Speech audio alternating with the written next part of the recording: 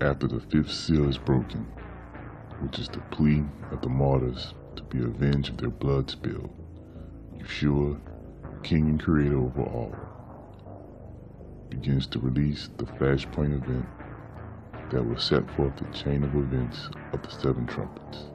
In Revelations chapter 6, verse 12, the sixth seal effect sounds like a pole shift, here where the sun is turned into black, the moon is turned red as blood, the sky vanished and the stars fell out of the sky to the earth, and every mountain and island was moved from its place. Here's what the scripture says. And I beheld, when he had opened the sixth seal, and lo, there was a great earthquake, and the sun became black as sackcloth of hair, and the moon came as blood, and the stars of heaven fell unto the earth, even as a fig tree casteth her untimely figs, she is shaken of a mighty wind. And the heaven departed as a scroll when it is rolled together, and every mountain and island were moved out of their places.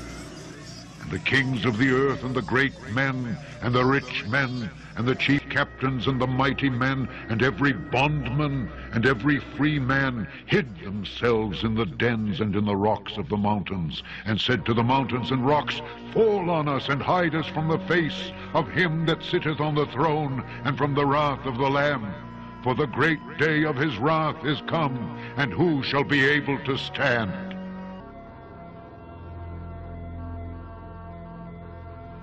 What you're going to learn today is known by the major world government, but the heads of England, Canada, United States, Russia, China, they all know, and they're making preparations.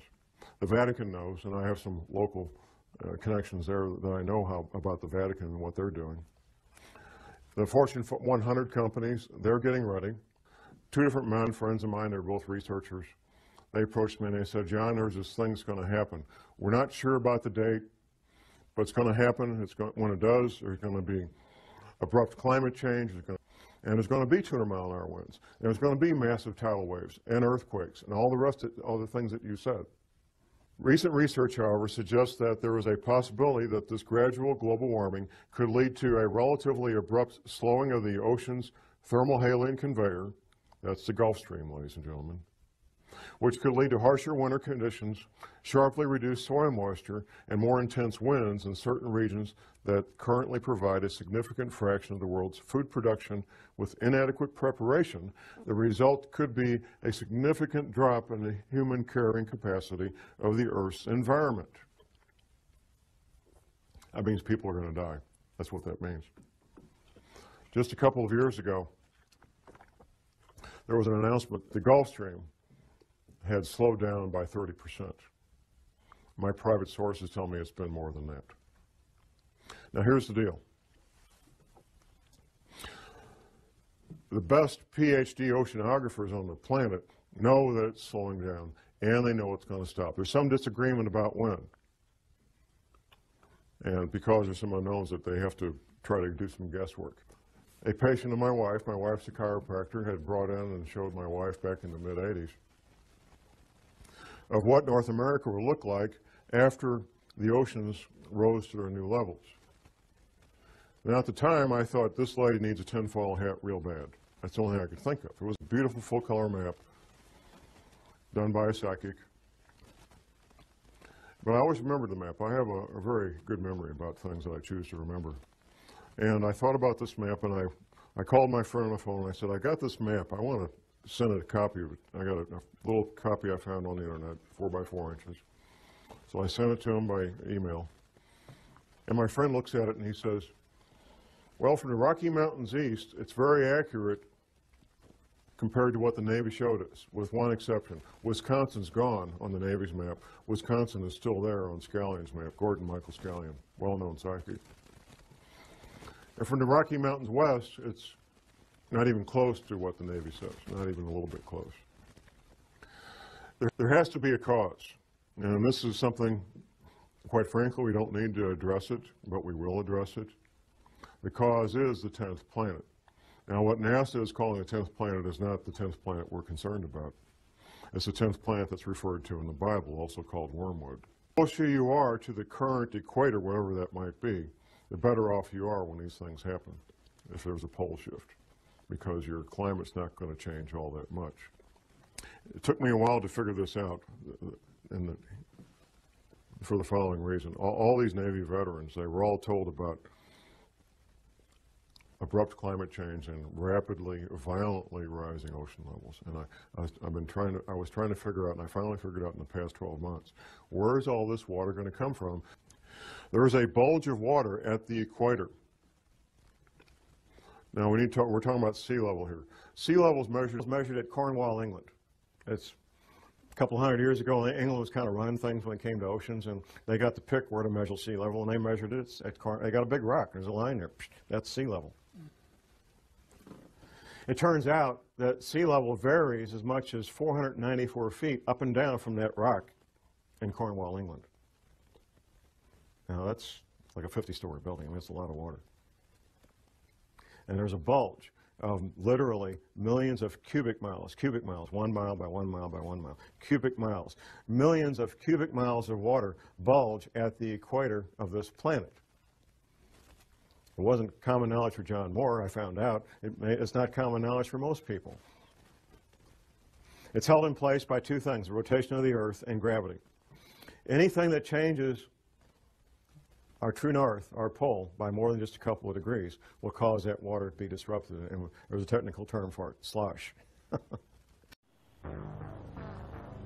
This pole shift event may be a minor shift in the degrees of the axis of the Earth. There will be loss, but not enough to be an ELE, extinction level event. Here is what researcher Brent Miller explains how an external planetary body may have caused a minor shift in our recent past. Let me diverse just for one moment to show you how quickly this world can change. Okay, very sure. quickly. I indicated that not all world catastrophic events result in a pole shift. Well, I don't believe you're aware, maybe you are, but I don't believe most people are aware that just a few thousand years ago, at 705 BC, a major worldwide catastrophic event occurred. It actually shifted the entire planet, but it was not a pole shift. In fact, during that time, King Hezekiah reigned, and the sun moved backward in the sky. It did not set, it simply, the planet stopped revolving in its current direction, and it moved backward about 10 hours worth, of almost half of a revolution. And then whatever gravitational wave or passing space body affected it, it released it, and then it continued to move forward in the same direction. At that very same time, 705 BC, according to our current calendar, the ancient Chinese, who were great astronomers, they recorded that the sun set twice in the same day. It set, it rose back up from the west, and it set again. Global catastrophic events. It also shows you how frail we are. That we don't know what caused that, but we assume it was a passing space body because we are no longer near the galactic plane like we're approaching now. So if something that small, a passing space body, could cause that, obviously with enough gravitational pull to affect the planet, as our entire solar system passes through this gravitational plane, we expect massive, as we're starting to see with the earthquakes. And then as we pass through it, we expect to be bombarded by series of small asteroids followed by larger asteroids as we continue to pass through it. The asteroids, of course, are the dust and the settling matter along the dark rift. And this is where I come back to your question about wormwood. Mm-hmm. The prophecies that you're talking about, the one that specifically mentions wormwood, it mentions that after it talks about a series of events, starting with a pole shift of no less. The exact wording would be similar to the sky recedes as a scroll when it's rolled up, and every mountain and island is moved off of its foundation.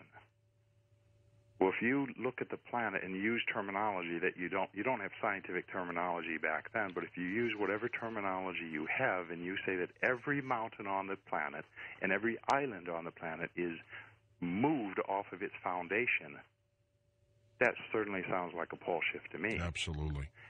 What we expect in our model is exactly what the prophecies then indicate. The first trumpet. The first angel sounded, and there followed hail and fire mingled with blood, and they were cast upon the earth, and the third part of trees was burnt up, and all green grass was burnt up. The earth will pass through a debris field of space rock, whether from our inner solar system or from trash of some extracelestial passing body. The hail and fire mixed with blood will be thrown down to earth. Many would say, well, we get meteor showers every year.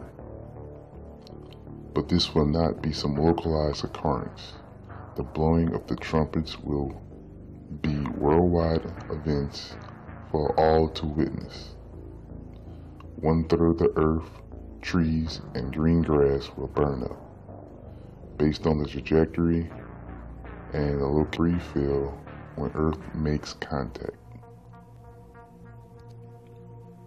The second trumpet. And the second angel sounded, and as it were a great mountain burning with fire was cast into the sea, and the third part of the sea became blood. And the third part of the creatures which were in the sea and had life died, and the third part of the ships were destroyed. The burning mountain hurled from space will be the first deep impact to take place and shall hit the ocean. The water turning into blood is the soot and the dead organisms in the surrounding areas being boiled alive from the scorching temperatures of the asteroid heated from entry in Earth's atmosphere. It will also create a large dead zone in the ocean where no life will exist. Much like the Gulf of Mexico, which is said to have had a similar impact event in our past. The third trumpet. And the third angel sounded, and there fell a great star from heaven, burning as it were a lamp. Bursting through the Earth's atmosphere, this giant asteroid becomes an unstoppable force. If this asteroid were as large as we might imagine, Los Angeles would end up being this humongous crater. We'd be talking about absolute devastation, nothing left over, range up to perhaps 100 miles. As far away as San Diego, they would get massive earthquakes, they would get massive air blasts, winds that would simply flatten everything 200 miles away, would kill everything out to a range of perhaps 1,000 miles. And it fell upon the third part of the rivers and upon the fountains of waters. And the name of the star is called Wormwood. The third part of the waters became wormwood, and many men died of the waters because they were made bitter. The third trumpet brings a curse upon the fountains and the rivers that will deny the inhabitants of reliable drinking water. The Bible calls wormwood a great star in the heavens. The only way for 1/3 of the fresh waters to become contaminated all over the world is if radioactive debris and dust fall from the passing space body, causing pollution and death. The fourth trumpet. And the fourth angel sounded, and the third part of the sun was smitten, and the third part of the moon, and the third part of the stars, so as the third part of them was darkened, and the day shone not for 1/3 part of it, and the night likewise. In the fourth trumpet, there will be many factors that causes the sun and moon to go dark.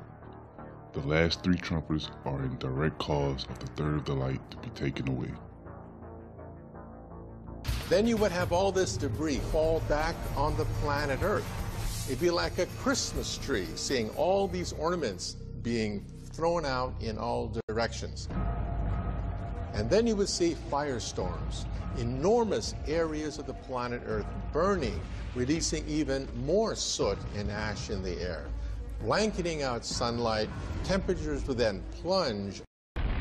When an asteroid hits the Earth, it blasts a huge amount of material up into the atmosphere. But of greater concern is what happens in the upper atmosphere.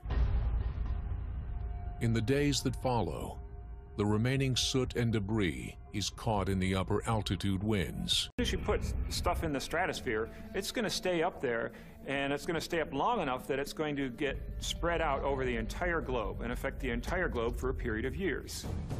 If you had enough material delivered up into the atmosphere, you could definitely see climate impacts. Within weeks, a shading layer would cloak the globe, blocking sunlight from Earth's surface. And I beheld and heard an angel flying through the midst of heaven, saying with a loud voice, Woe, woe, woe to the inhabitants of the earth, by reason of the other voices of the trumpet of the three angels which are yet to sound.